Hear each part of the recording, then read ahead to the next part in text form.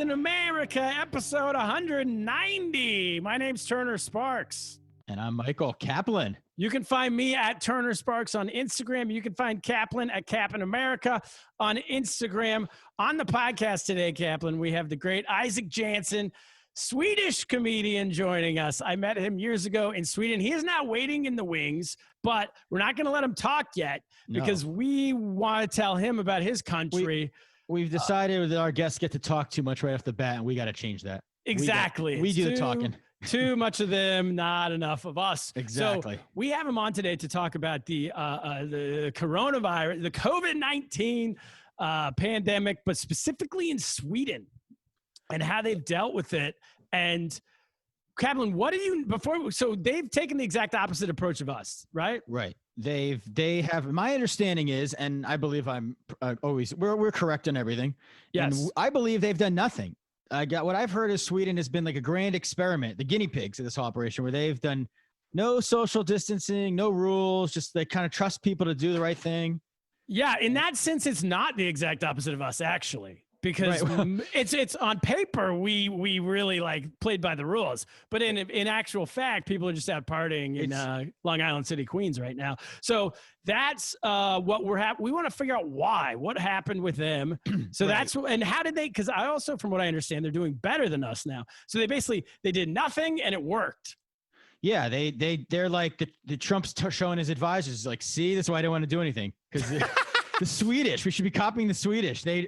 And my theory, I mean, I think they what do you think the reason they didn't do anything was? Because I always thought they were a classic European country, like classic. Well, let's start with what do you know about Sweden in general, Cap? Yeah. So I think of them as like classic Europe, except good looking.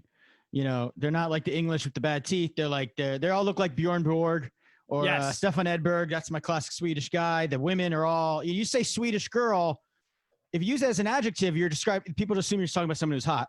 Yes. Like yes. Oh, she looked like a Swedish. Yeah. Like, Swedish girl. So they're good looking people. So I think that's probably part of the reason why they like to party.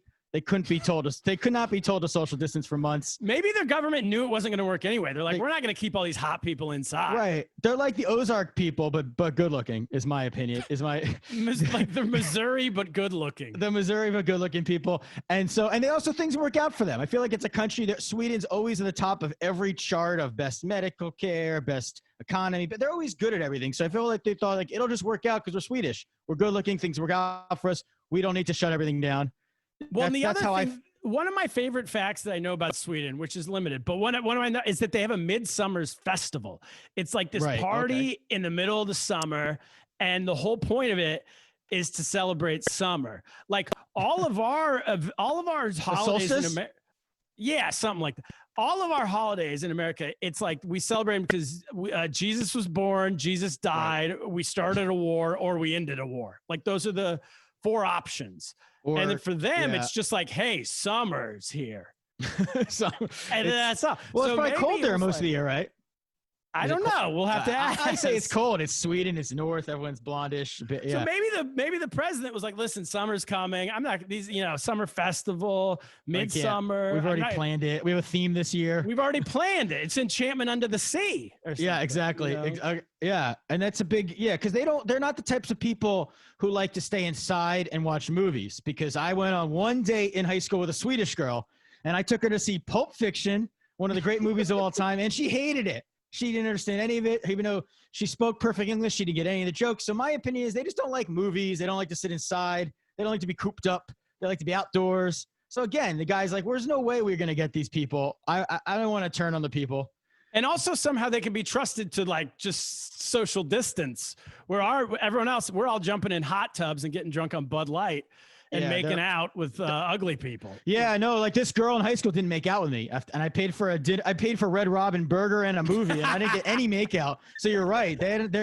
She kept a social distance. She was ahead of the curve. All right, so maybe that's it. So Isak Jansson, welcome to the show. World touring stand-up comedian Isak Jansson, multiple albums. We also didn't read your credits. You have you recorded an album in Iceland, which I want to hear about later. But also I met you in China a long time ago. How did we do? Let's start there. How did we do on our knowledge, our well-researched knowledge of your great country? I think the most scandalous was that you got to pick two beautiful-looking people, and you chose Stefan Edberg and Björn Borg. They're the only Swedish men I ever knew before you. Could have chosen so many people, and you just went for tennis. We had a Swedish. Kaplan, you were looking at a Swedish person. I know. Before I didn't want to, meet you until right now, so I didn't want to call you. You're a very attractive man. No, let's tell the audience. Very handsome. Apparently, if you're holding a tennis racket, that's enough for Michael. That's just. I was impressed. I'm a big Wimbledon fan. If you can win Wimbledon, I find you very attractive. Yeah, that's true. I mean, it was pretty accurate, I think. Midsummer's Festival. Did I get that right? Yeah, that is kind of right. I think that's like an old what is it, like a Viking pagan thing, and then they kind of just. Is it a solstice thing or? I think that because they have like a big it's called a midsommarstång. It's like a big cross with flowers around it, and they stick it into the ground. It's like a fertility symbol. Yeah, Kaplan, I did comedy one time for like a Midsummer's Festival event in Shanghai. It was all the Swedish people living in China. Wow. There's enough Swedish people in China to throw an event? Yeah, but there's not enough to get a Swedish comedian.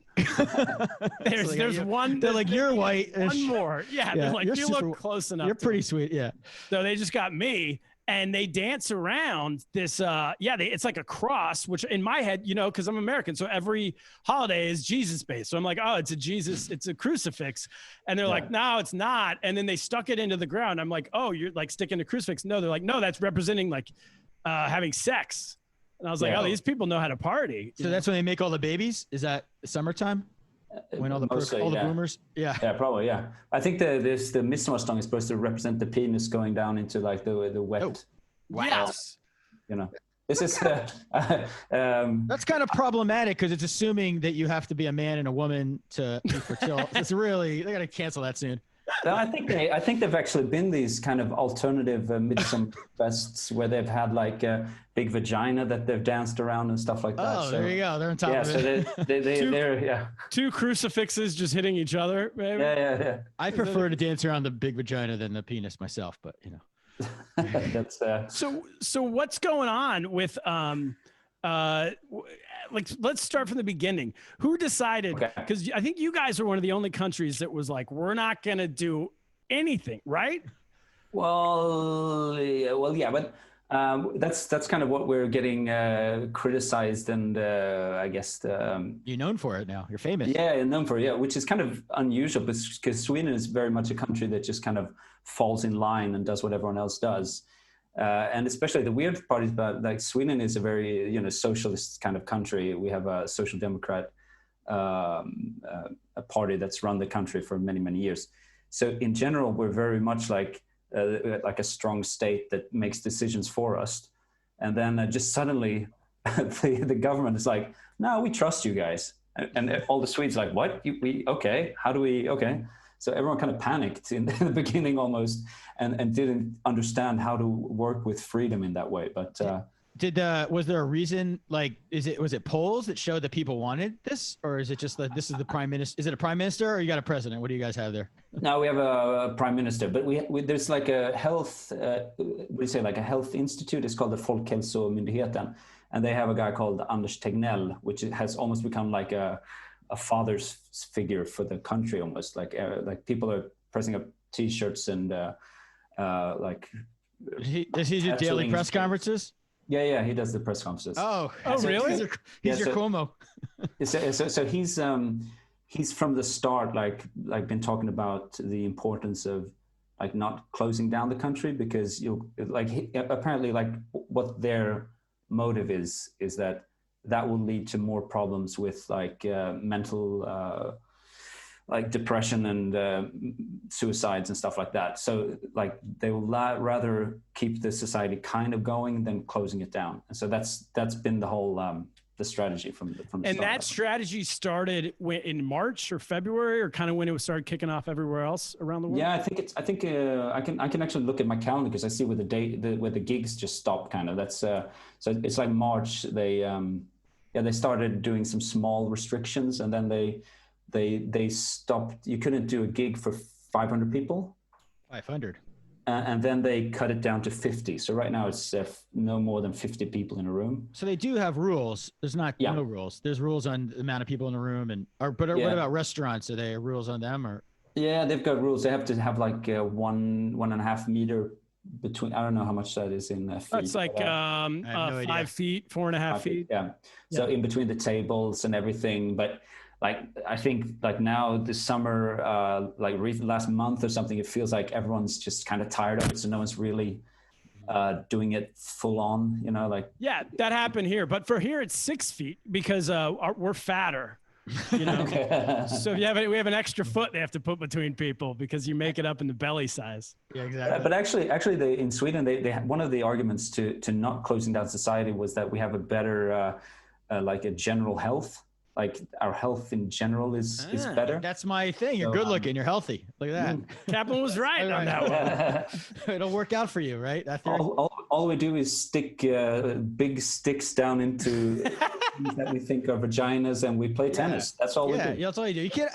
There's never been an attractive homeless person, so they can't create an economy with you got to keep the economy going. Well, if you're attractive, you're not going to be homeless for long. Somebody will pick you up. There you go.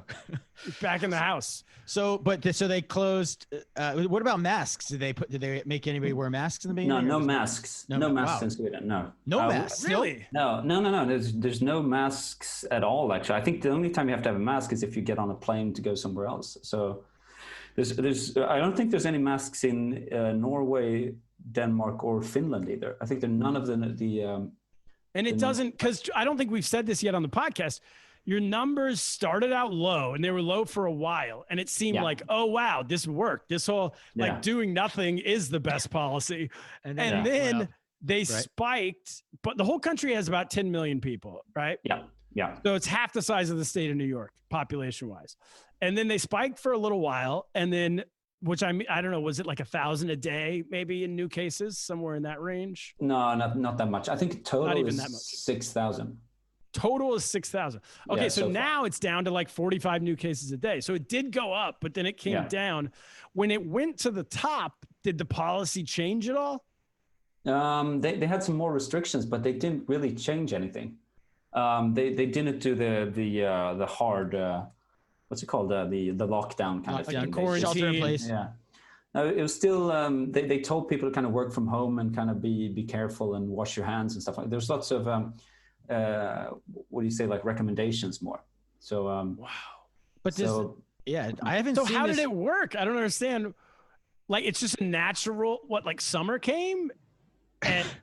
It got hot out, like Trump said, and it worked in Sweden. I mean, this is all, what's crazy about this, Isaac, is it's all proving, it's a test case, like basically proving everything that Trump kind of is like ignoring this the whole time. I'm pro-Trump, by the way. Have I told you that? Yeah, we don't discriminate on this podcast. Okay. But I mean, I hope you are, because all the MAGA people are going to move to Sweden once they hear this podcast. They're going to be like, oh, this is what we want. We don't have to wear masks. We don't have rules.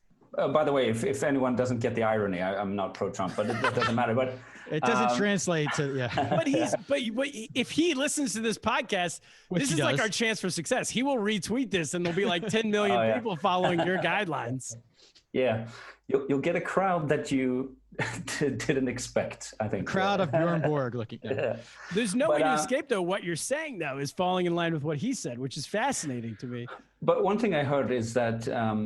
Swedish people in general have a very high, what do you say? They have a high, they trust authority. Oh, trust authority. Okay. So when the government says like, do this and this, in general, they do it in a much more extent than, for example, in Spain and Italy and kind of Southern European countries, there's more of this kind of rebel attitude towards the state. America definitely has that. That's our thing. So.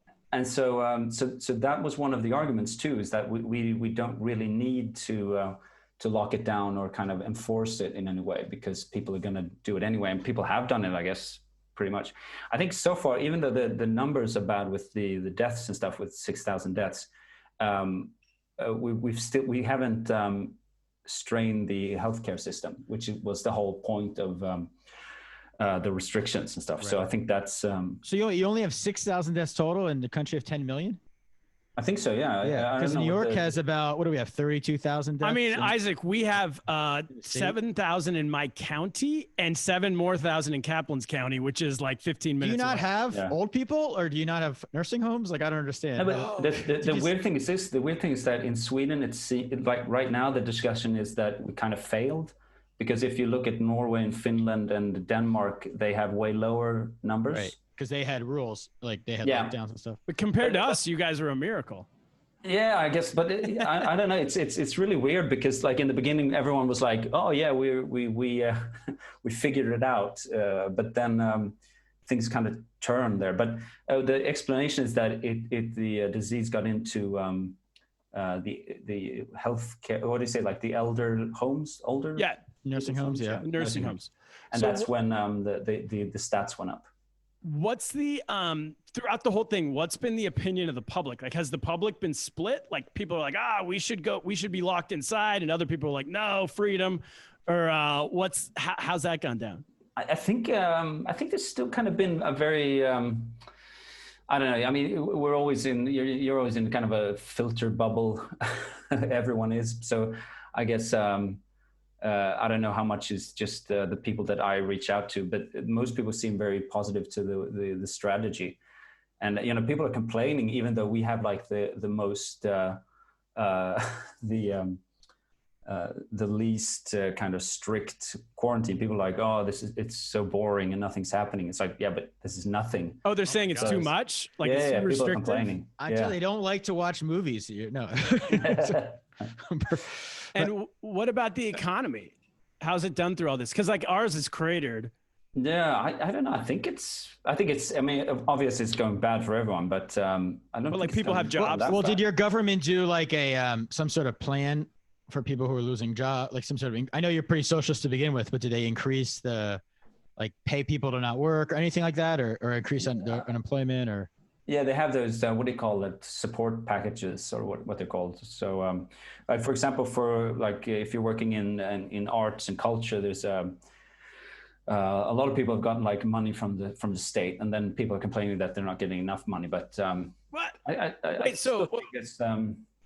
as a comedian, sorry, I didn't mean to cut you off, but this is an important topic.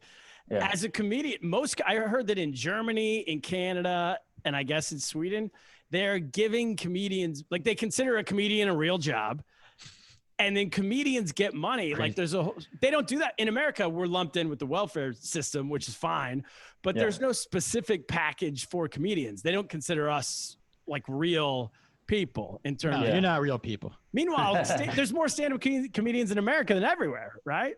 Than anywhere. Yeah, I guess, but respect. I think the weird thing is that we're kind of competing to get money from like, the opera and like stuff like that, which is kind of unfair, because the opera gets money all year round and comics don't. And then when everything goes to shit, the opera gets still more money. And we comics are like, we can manage any other day of the year. So why are we? You're right. This opera, a bunch of freeloaders, those opera singers. They eat double too. I mean, they do. So that's how do you prove you're a comedian? Like, what's the because that's been always the argument against a comedy union in America or any benefits for comedians is like, well, anyone can say they're a comedian. And I'll tell you something, in New York City, about 75% of the city says they're a comedian. They do an open mic one time, and then they start posting online how like, oh, it's tough being a comedian, life on the road. How do you prove like that's your job? Oh, well, technically you can just, when you're applying for your own company, there's actually a code for like a stand-up comic. Whoa. And you can just... Do they have podcaster too? It's gonna be there, I guess, pretty soon, because so many people are working with it. But so you could apply that, but you can also, I guess, you can prove income, I guess, and then you could probably get money from the state, so... That's one way they're thinking about doing it, not with the government, but through unions or whatever, is that if you can prove like, well, I made a minimum of $20,000 last year performing stand-up comedy, then you can be in. But is that some way they do it, or you literally just have to write down, this is what I do for a living? Well, I think to get the money, you have to kind of prove that you actually make money off it. But stand-up comedians in the US, are they like what do you say, like what do you call it, like in Sweden it's called svartjobb. It's like you don't pay taxes, like you do it under the no. Well, Turner doesn't, because he's got a good accountant, Gary Sparks, but well, no, I have creative accounting. I pay the taxes that I'm supposed to pay. It's just you get a good CPA and you get a good accountant and you can work. But you get it like you get like you send like invoices and you pay taxes like yeah. So you could prove income. Yes. Being a stand-up comic in the US too. So it would be. You could. I think a lot of them don't. I mean, but that was kind of like an 80s thing. I think like in the 80s and early 90s, the comedian was like one step ahead of like a carnival worker. Oh yeah. And they're trying to stay ahead of the law as much as they can. So they're like moving from town to town, never reporting anything. But those days, and they were all like alcoholic, drug addicts, dying at age 40. Those days are kind of over. And now it's more like if you want to actually make a living, you have to play by the rules a little bit, you know? So I don't think if you're just a, open mic comic getting paid in beer, I don't think you get the beer from the authorities. Yeah, the government doesn't give you money for that. No, even though the Swedish government is very generous in a way. Yeah. But, there's people, people are complaining anyway because people think that they're not giving out enough money. There you go. But there was actually a big debate now about these big artists that make lots and lots of money that actually got the support package. Did ABBA get money?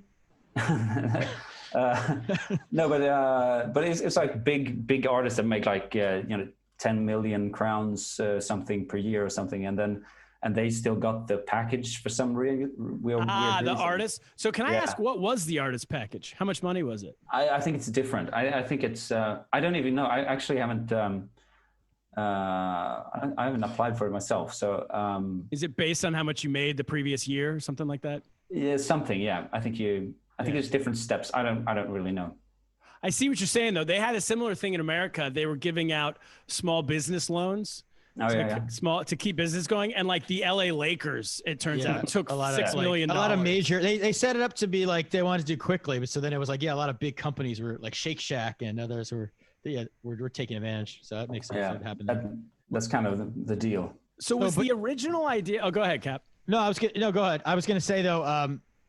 Do you guys feel like, how do you guys feel like in general, like you're the America of Europe, like for the first time ever? Like, how does it feel to be that? Because you're doing, you're saying the numbers are good, but they're higher than the rest of Europe, I believe. So like in a way, right? Because you had the less around the rules. So now, are you allowed to travel to the rest of Europe, or are they like no Swedes allowed in? No, they've opened that up. There's a couple of countries that are still closed to Sweden. I think actually Denmark might be closed to Sweden. Like it's really weird. We can go to Greece and Spain and Italy. And why would you even want to go to Denmark in the summer? You go to Greece and Spain. I mean.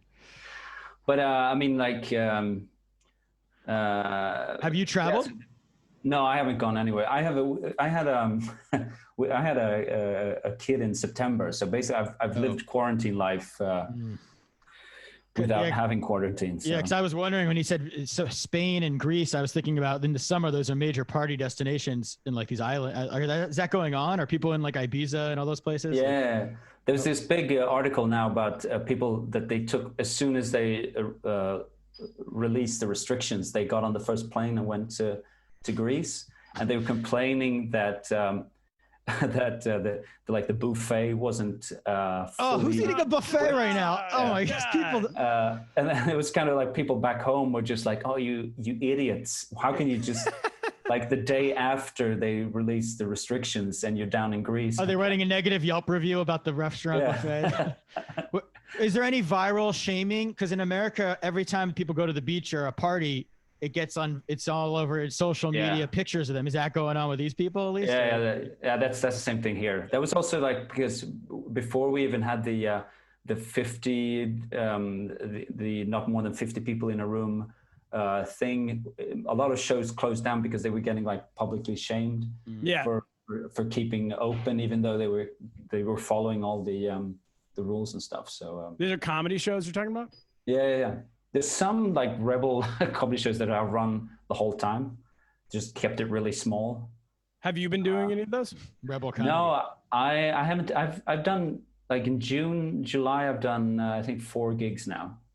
So to 50 indoors? 2 outdoors, 1 indoors. Yeah. 2 outdoor indoor. Okay. And so that hasn't caused, because New York City is still 100% shut down for indoor anything. So people are popping up, but all the comedians still live here, you know? Yeah. So everyone's doing shows in parks and parking lots and on rooftops and all that kind of stuff, which is fine, but it's nothing indoor. But the accepted kind of like logic is that anything, if you do if you have an event of 50 people indoors, it's just kind of accepted that all 50 of those people are going to get coronavirus, and then you're going to be a big asshole.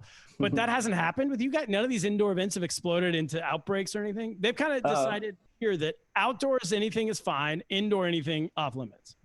Yeah, I think the latest numbers, I think, was that they suspect that Stockholm has a 40% immunity right now. How much? Herd immunity. Like a 40% of 40% of people then got it at some point. Yeah, so apparently they have the, I don't know, I'm not an expert, but I think it's the antibodies or something. So that shows that you guys have your immune system is better. I mean, they're healthier because they don't have all the underlying health conditions Americans have, I guess. So 40% of people got it, not that many deaths. But didn't have, a lot of people didn't have symptoms. Yeah, so that's what I heard in Stockholm. I'm not. I feel like Stockholm, or you're. I feel like I'm like carrying the entire.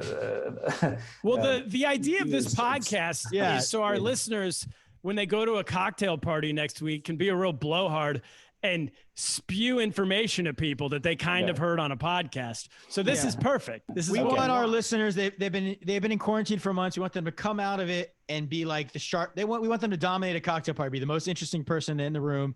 If they're on a first date, any of that mansplaining, this is what we want to it doesn't have to always be accurate, as Turner reminds me often. It can be, you gotta be confident with your blowharding. Yeah, so that's what it is. Tell everyone, all of our listeners, Stockholm is 40% herd immunity. That's all you need to say. 40%. Say that on your next date.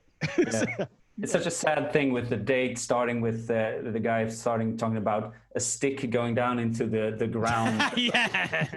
That's a good one too. Talk about that festival. We're gonna make a list of all the. Because every American like thinks they're like really connected to whatever their heritage is in Europe, even though it's like 500 years back. So maybe you're on a first date and you say to the girl, "Where are you from?" And she's like, "Well, my ancestors are from Sweden." Boom, you're ready to go. Yeah. And she's not going to know because she's probably never been to Sweden. You've got a whole thing about how your ancestors created you, how the whole line started at a midsummer festival, the fertility. Yeah. But so, I think the thing with the herd immunity, was that was like one of the things that they said in the strategy from the beginning was that they were gonna. Is Michael gone? Should we stop? No. Keep going. Every once in a while, he's at home, so he has his kids are 8 and 6, and every once in a while they yell at him and they need to do something. Yeah. So that was one of the first things that they were talking about was that we're gonna make herd immunity by not closing in ourselves. So that was like one of the tactics. They've kind of because then there's been this debate about whether or not herd immunity works or not. Yeah. And then they've kind of silenced that down. They don't talk about that as much, but they did in the beginning. And so now it's very like that 40% something is like just a prognosis, I guess, from them doing testing and stuff like that. Like, well, from what I understand, the issue with herd immunity, at least what the doctors say here, is that it takes 70, at least 60%, maybe up to 80% need to get it.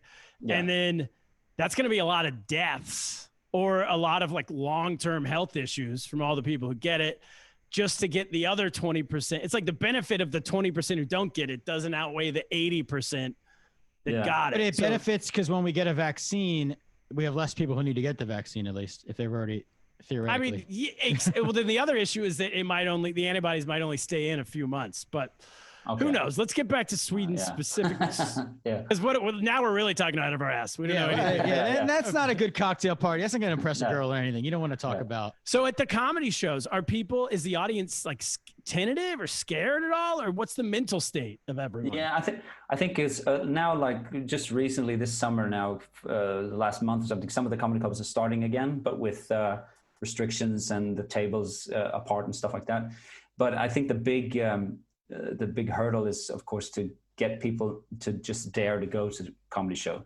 I don't think the problem is having the comedy show or having people there in that way. But I think just right now, people aren't in the mood to sit tight in the basement, which is kind of the best way to do. It's comedy. kind of a death chamber. Yeah. Yeah. Especially with funny comedians. You maybe want ones that won't make you laugh as much. But yeah, the comedians are going to bomb are going to be the ones getting booked all over the place because nobody's laughing is the worst thing for spreading the virus. Yeah, but I guess I mean the clubs that are open, they're not like the big. It's more like the indie kind of scene that's opening. It's like the small kind of Stockholm clubs that usually has like a younger audience. So I guess in a way, age limits. Yeah, but I think they're not like getting the risk groups to. They're not going to comedy. So I think it's or maybe they were the 6,000 that passed. I don't know. It's if you show up to a show and like everyone's over 70, you just got to like leave. Don't do the show. You can't have that on your conscience. Yeah. What about schools in Sweden? Have they stayed open, like elementary, middle school, high schools?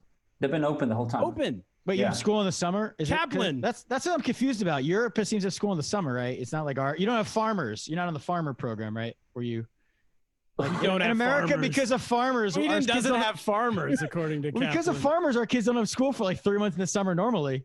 So, but Europe, that's not the rule, right? You have school year round, or how does it work? No. We have a summer. I'm 12 months a year school. I don't know. I thought I read about Germany did that or something. I don't know what they do in Sweden. But they're in school right this second, or they're off? I think right now, they're off now. But they've had school open the whole spring and stuff. And no problems. Yeah, because that was also like they said that. Because of the like the people in the healthcare system, they need to be able to go to work and have their kids at school. Exactly. So like the thing was like if we take the kids out of school, this is all like the Trump. That's platform. what De Blasio said too in the beginning, and so they didn't shut down the New York schools for an extra week. This is amazing.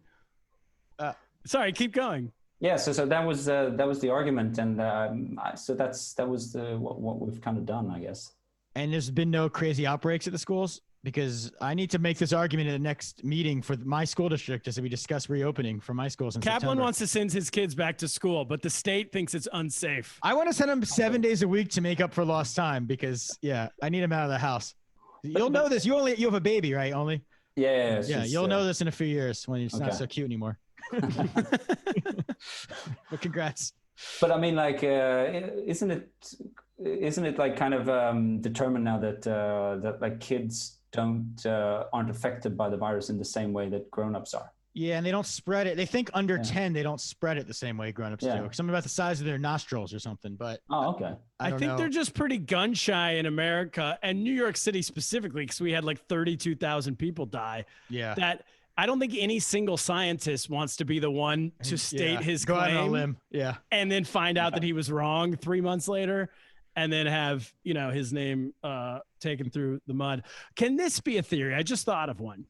Okay. Swedes are you descendants of Vikings? Yeah. Okay. I guess so, yeah. You could say Could that, it be that it's kind of like maybe they all got coronavirus, those Vikings were up to no good a long time ago. Maybe maybe you guys are born with immunity to all these things inside of you, because what your story you're telling us does not match up with anything else in the world. Vikings have done it. They have. Okay. Yeah. So we're getting into genetics and it's a little dangerous where your territory you're going, actually. I have no idea. You're stronger. Yeah, I think we want to believe that. But Führer sparks over here with his theories of. I mean, look at Björn Borg. He wasn't a Viking warrior, but he. I mean, he won Wimbledon and French Open in the same year. That used to be impossible in that era. Yes, he did have. That was two different services. Yeah, there's got to be immunity in that. 11 times over. So, I was gonna say, do you guys have gyms open this whole time? Is that where you're getting your great vigor? No, I think some of them closed, but I think some have been open. The ones close to me have been open the whole time. So. That's what you saw the governor of Florida, Turner, who was saying that he wants to keep the even though in Florida it's as bad as New York was at its peak, he wants to keep the gyms open because he said physically fit people are in better shape with the coronavirus. Yeah, but fat people go to gyms. That's true. That's the problem with it's that not theory, like right? only in shape people go to gyms. Yeah. It's people trying to get in shape. Well, I was saying Sweden would show that he was right, but they don't have fat people. Professional sports? Are those open? They started the football, the soccer season, but without crowds. So there's no people in the okay. And you have your tennis. Tennis is playing a little, right? Bjorn Borg is no. That's probably. But otherwise, I think with the gyms and stuff like that is that I can't remember what I was going to say. It was something. Oh well. Are you editing this? No, we're just gonna go. Well, yeah, we can if you want. We can edit. Yeah, sure. We can cut out all of Turner's racist theories on. We're leaving them in. They're gonna prove to be correct. So let's talk about your blood. History will absolve me, as the great Fidel Castro once said. Leave that in. We're leaving that in. Yeah, South Florida, take that. That now I know. The thing is that one of the things with New York and Sweden is that Sweden, we live way what do you say, far apart from each other. Like Swedish people don't. United us on top of each other. Yeah, so Stockholm has had most deaths, and we're kind of the most. We live the close. I mean, it's a city, I guess, but the rest of the country is, you have to really work to meet someone. And have there been all the crazy like house parties and street parties and everything that's been popping up? Like in America, as Kaplan was saying, we have all these, like there's rules, but people just end up breaking the rules. And then anytime there's a party in the street of 300 people, a week later, there's a massive outbreak of coronavirus in that neighborhood. It's like, it's not hard to connect the dots. Is the same thing happening? I guess not. Are people just following the rules? Now, they had this outbreak in a town called Gällivare, which is in the north of Sweden, way up almost towards Finland, where they have like a mining community, like a big mine. And apparently it spread amongst the mining workers. And then they went up to their families. And so they had a big outbreak. But then they kind of just did all these restrictions and stuff there locally, and they kind of stopped the outbreak. So we've had that. And then they had...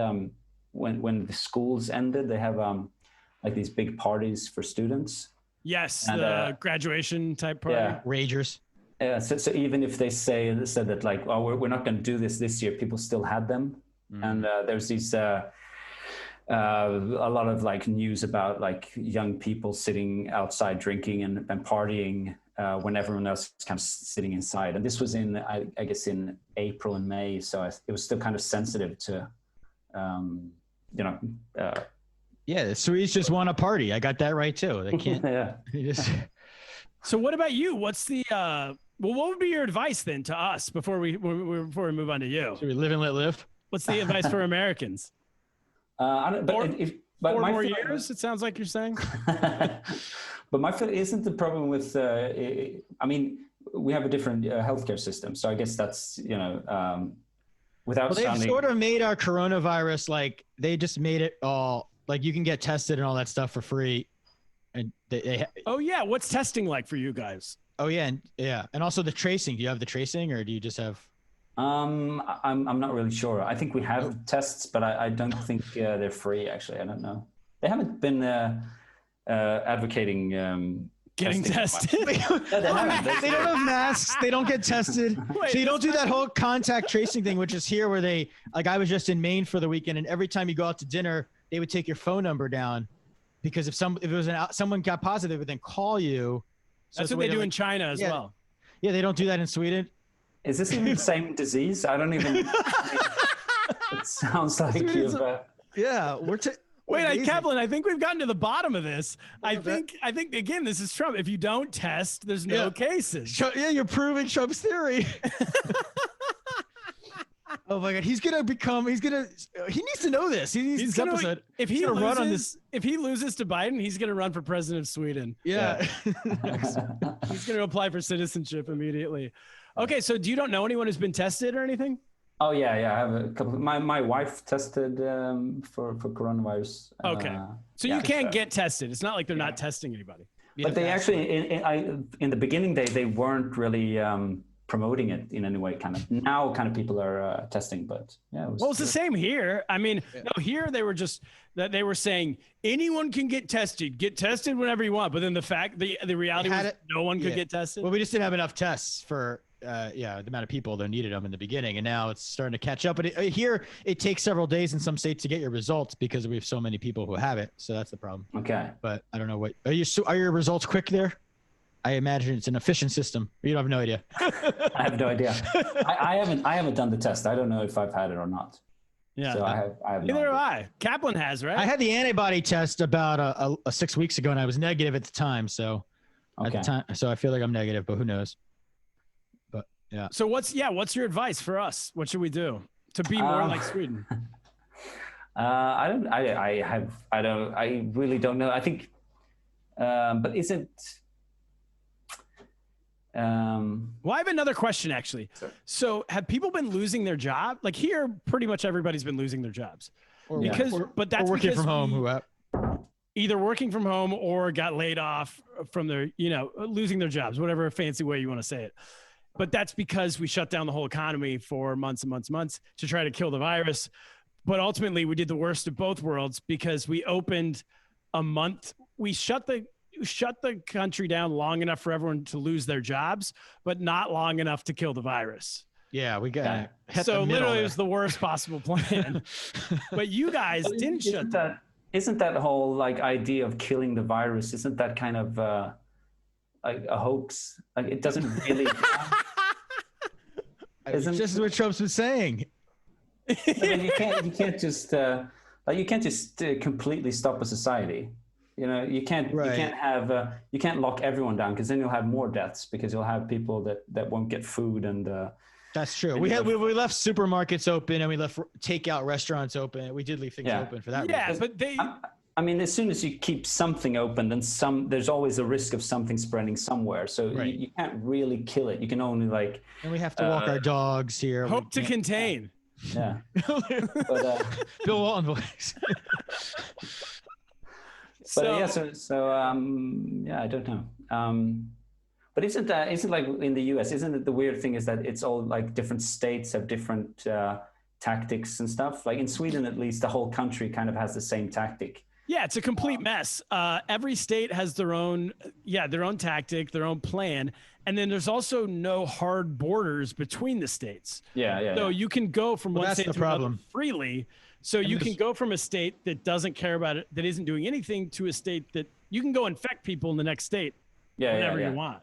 And the problem is that the states that didn't have it bad in the beginning, they were locked down in the beginning, and then they were like, oh, we don't have it bad. So they opened up real fast, as Turner said. And now they're all the states that are getting killed. Whereas in New York, we took it more seriously in the beginning because we had all these cases. So we're doing better over here. But so when does it look like comedy? Like when can you get back on the road touring and all that kind of stuff? I'm hoping soon. I mean, we moved up all these gigs and all this stuff that we were doing, and most of it's moved to October. So I have some things have been moved up to August, and so I hope they'll take away the 50 people in the audience restriction. If they take away that one, then at least you can have like a 200-seater show or a 400-seater or something like that. Yeah, there's not really an opportunity. You can't make a living off of 50-person shows. Yeah, I think that's too hard. I think so at least if they take away the 50 one, then at least like comedy can get back to going, and at least like smaller like bands and stuff like that, smaller theater stuff. Which is good because nobody likes big bands anyway. They're all sellouts. Yeah. True. All the indie bands and indie comics and what's it like for you touring around Europe? Like, I mean, I know your act, like you're a seasoned comedian, so I'm sure your act doesn't have to change country to country, but is the perception of you different depending upon where you are because you're Swedish? Right now? No, just in general from audiences. Like if you're doing a show in Finland and then next you're going over to Iceland and then you're going to Germany and then are they looking at you? Are some countries like, oh, wow, the rich Swedish guy's coming. And then in the next country, they're like, oh, no, they're like looking down on you. Like, does that happen? Well, region by region? I think the good part about being Swedish is that we're kind of, people don't have that much hatred towards us in general. Like people think like Björn Borg and ABBA, and it's kind of nice things that you kind of associate to Swedish people, Volvo and Zlatan, and it's kind of harmless things. ABBA, like I said. It's like you take a country like Germany, you might think of something else. You think of Boris Becker. I mean, Jesus. Steffi Graf, David Hasselhoff. Yeah, I don't think of anything else with Germany as a Jewish man. So I think that's the kind of the advantage of being Swedish doing comedy is that I can basically talk about anything because people know quite a lot about Sweden to differ from certain countries where people just don't know anything about it. Well, you don't start any bad wars too, so that's a good. We just kept out of all yeah. So yeah. And why? So your album in Iceland, I was listening to it the other day. I remember when it came out. I think I heard it kind of right away when you released it, but it's great. And why did you decide to do it in Iceland? I know it was 6 years ago, but it's the only one I could find in English. So let's talk about that one. I think I put up another my Swedish show on Spotify, and I really like the kind of album, like the sound, like just listening to stand up instead of watching it. I think it's kind of you when you take a subway ride or something like that, and you can just listen to jokes. I think that's kind of I like doing that, and I listen to a lot of American comics, so I kind of felt like I wanted to do the same thing. And then I was in Iceland, and because of it's so easy to record sound to differ from like filming stuff, so I just felt like I'll just make an album with all my English. And actually most of the jokes were kind of old that are in that one, so I kind of felt like I wanted to post them and kind of write new jokes in English. Just get it out and get it over with so you can move on. I remembered I actually had remembered because the first time I met the only time I met you in person actually was I think you were vacationing in China, and I had just started what ended up being like a comedy club in China. But at the time, I think we were just doing a couple shows. It ended up being Kung Fu Comedy Club. And you came through, and all of us had done comedy like 6 times in our life or something. And I don't know, you'd been doing it, I don't know how many years at that point, but you were a comedian, and we were just like idiots trying to tell jokes. And it was great. You did this like killer set in the Drunken Clam in Suzhou, China. And I remembered your Usain Bolt joke. And then I went back and heard it the other day when I was re-listening to your album, and I was like, I remember this one. Yeah. It was great about how the Swedes are slow, but they have the fastest man on earth. I mean, no, the Jamaicans. Jamaicans, yeah. That's Usain Bolt is not Swedish, right? It's a great bit. No, yeah, that's So why'd you decide to do it in Iceland as opposed to in Sweden? I think it's just one thing was that it's a friend of mine called Ari Eldjarn, who's an Icelandic comic. And he has a regular show, and it's always packed. It always has a great audience, and I'd done it before and just had like the best gigs ever. So when I went back to do it again, I just kind of thought I'm going to record this because I had such a fun time. And they're also Iceland, they're really good at English, and so you don't have to kind of change the wording in any way and stuff like that. So yeah, it was fun. So I just kind of took the opportunity when I had a fun gig, and also it was kind of just a fun title to kind of put out a live in Iceland thing. It's pretty. It would have been. It's more fun than live in Uppsala. I mean, or something like that. Some Swedish. Bleak town. And was it when you came and did our show in China? I think I remember you saying that was the first time you had performed in English. Would that be correct or not? No. Oh, it wasn't? Oh, okay. No. When was this? I can't remember. I mean, I want to say 2010, 2011. Is that far bar? Maybe 2011. Okay. Yeah. So maybe, yeah. Are you translating jokes at that point, or are you writing these jokes in English? No, kind of both. Like I had kind of 2 separate, like a Swedish stand-up routine and then the English one. And some of the jokes don't translate to either way. Like some of the English jokes don't translate to Swedish, and some of the Swedish jokes don't translate to English. So I kind of keep them apart. So they're kind of different. But some jokes, like the Usain Bolt, that one's quite easy to kind of just translate. So I did that one in Swedish too. But even like way back then, early on, I assume early on in your career, you were writing in 2 languages. You're like, you knew like, okay, I want to be performing for audiences who speak Swedish, and then also audiences who don't speak Swedish. Yeah, but I think it's more like a case of just I'm quite fluent speaking English. I just kind of didn't find it that hard to just translate jokes and do them. And then they also had a comedy club in Stockholm that was English speaking every Wednesday or something. Okay. So you kind of got like a good place to kind of rehearse and stuff like that. So that makes sense. But I still find it scary to do gigs in English. I'd rather do them in Swedish. So I kind of. I mean, I would imagine your own like your first native language. Native language. Yeah.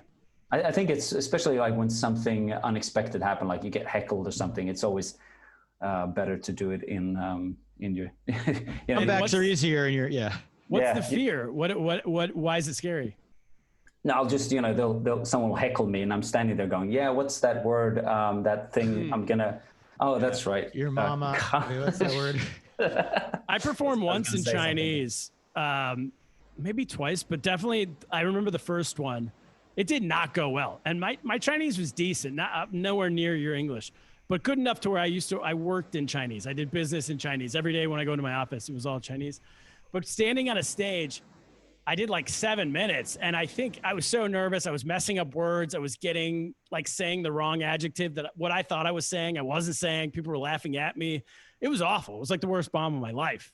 And I was like, I'm never doing this again. So the fear in my head that whole time was that what I'm saying, they might not be understanding. They might be understanding something different. And then that fear was realized. Yeah. That's exactly what it was. And it was a disaster. But we're going to move on. We're going to get to the news. But before we do, new segment on the show. Yes. As we said, we want to give people one fact. If we could boil this whole Sweden success by following Trump's plan, what's one fact that Americans could say to their friends they're sitting at a party and they want to impress them with what they know about the Swedish response? Like one tidbit, one. Like what? Like one kind of thing to. Just to be a real know-it-all at a party. Yeah. Yeah. Dumb fact. What's a dumb fact or a dumb? And if nothing about coronavirus, I guess just about Sweden in general. But. Or coronavirus.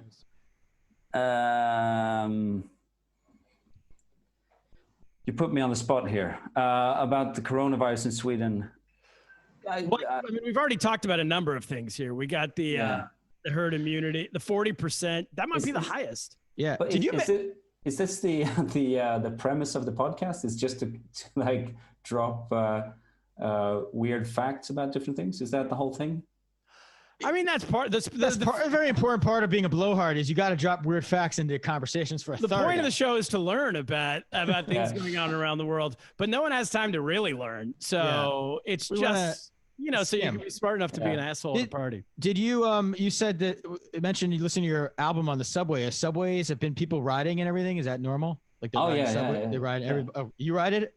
Yeah. Oh, this is amazing. But I think like no mask.